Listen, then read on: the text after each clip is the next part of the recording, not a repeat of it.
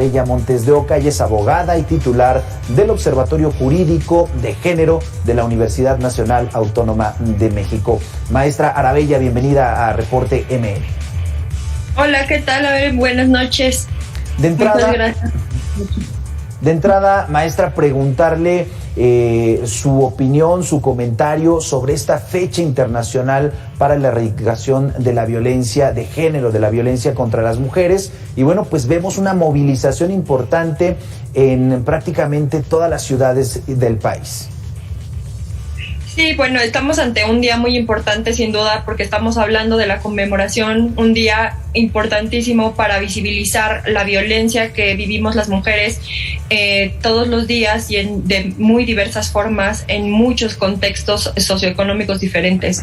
Es decir, este año en específico intenta visibilizar justamente las diferencias que existen entre mujeres y cómo vivimos estas violencias, cómo también la justicia responde a cada una de ellas, que fueron muchas de las cosas que vimos o de las demandas que vimos hoy y que hemos visto en repetidas ocasiones en las marchas, que es esta respuesta por parte de las instituciones o esta falta de respuesta por parte de las instituciones, los altos grados de impunidad y sobre todo que la violencia, contrario a estarse frenando, sigue en aumento. Entonces, justamente ahí es también un grito, un llamado a las autoridades para que puedan actuar para erradicar no nada más la violencia feminicida como la máxima expresión de la violencia, sino todas las otras violencias, la violencia económica, patrimonial, entre otras, que tampoco son visibilizadas en nuestro día con día.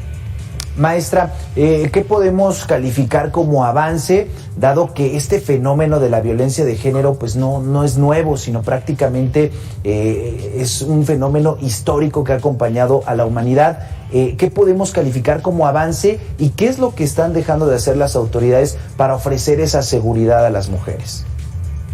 Sí, haces una pregunta muy interesante, Abel. Yo creo que tenemos varios avances que más allá de las instituciones creo que se lo debemos a la parte de los movimientos sociales, que es esa visibilización, que cada vez más mujeres conocen cuáles son las violencias que pueden vivir dentro de un entorno familiar, dentro de un entorno laboral, entre otros.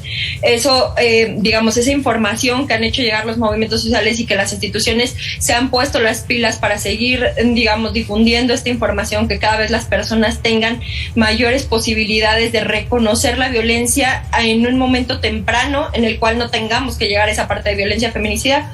Creo que eso es un gran logro. Sin embargo, sí vemos muchas de las políticas, digámoslo así, que se han instaurado, sobre todo estas políticas derivadas de la violencia feminicida, de las alertas de violencia de género, han sido insuficientes.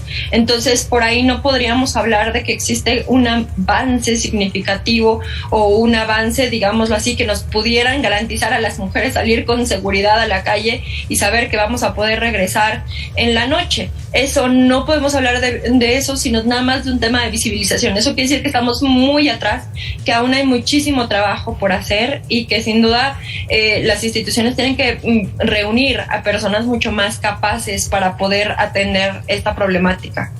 Maestra, en el caso de la Ciudad de México se presentaron lo que serían resultados de estas alertas de género y hablaban de una disminución en el delito de feminicidio en la Ciudad de México en comparación con los años anteriores. ¿A qué podríamos acreditar esta disminución? Si es la falta de denuncias, si es que no se integran las carpetas de investigación como el protocolo lo marca, o incluso por el tema de la pandemia. Es un cambio en la metodología en cómo están contando los datos de feminicidio. No es que se hayan reducido, es que los están contando diferente. Entonces los datos pueden ser muy engañosos y cuando vemos, y eso es muy importante que la gente lo conozca, es muy importante que cuando veamos nosotros los datos que nos ofrece el Estado e incluso las organizaciones de la sociedad civil, veamos qué método están utilizando, cómo lo están cuantificando, si están cuantificando únicamente los datos resueltos como feminicidio o si están hablando de las carpetas de investigación que están como feminicidio y pueden no terminar siendo feminicidio después del procedimiento. Es decir, es un cambio de metodología, no es que se haya reducido. De hecho, las organizaciones de la sociedad civil, tratando de buscar o contrarrestar estos datos y de buscar la veracidad más que otra cosa de los datos que estaba ofreciendo el gobierno, distintas organizaciones sin colaboración alguna mostraron datos completamente diferentes, que el aumento es un aumento significativo, que es un aumento aproximadamente del 5% respecto al 2020, y que ahorita, digamos, sigue en aumento en estos últimos, o ha seguido en aumento en estos últimos 3 meses del año, que todavía no han sido, digamos, evaluados en ese contexto de comparativo con el 2020. Maestra, destacabas hace unos instantes el tema de la visibilización de este fenómeno.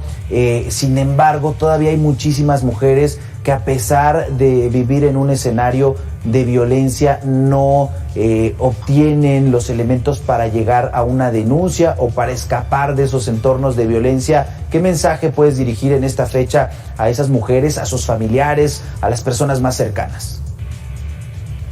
Bueno, el mensaje que podría darles es que primero, al momento de reconocer ustedes las violencias que están viviendo y están en el primer paso del procedimiento, no es fácil acercarse a las autoridades y confiar algo que pareciera o que perteneció durante mucho tiempo al ámbito privado y que ahora la violencia se está hablando en el ámbito público. Sin embargo, hay muchísimos espacios, colectivas, mujeres feministas, espacios desde la academia, espacios desde las mismas instituciones de gobierno que se encargan de dar este acompañamiento a personas que han sido víctimas de algún tipo de violencia de género. Y yo les invito a que antes de acudir al Ministerio Público, antes de acudir a la denuncia, hagan estas redes de apoyo entre las feministas, entre las instituciones de gobierno feministas, que pueden apoyarlas y que pueden acompañarlas en estos procesos. Ir o enfrentar solos a la autoridad todavía sigue siendo un problema que tiene que seguirse trabajando, pero sin duda existimos muchas personas que estamos dispuestos a estar ahí para acompañarlas y para estar con ustedes en este proceso. Platicamos esta noche con la maestra Arabela Montes de Oca, abogada y titular del Observatorio Jurídico de Género de la UNAM. Maestra, muchísimas gracias por estos minutos. Muchísimas gracias, Abel. Buenas noches. Hacemos una pausa y regresamos con más información metropolitana.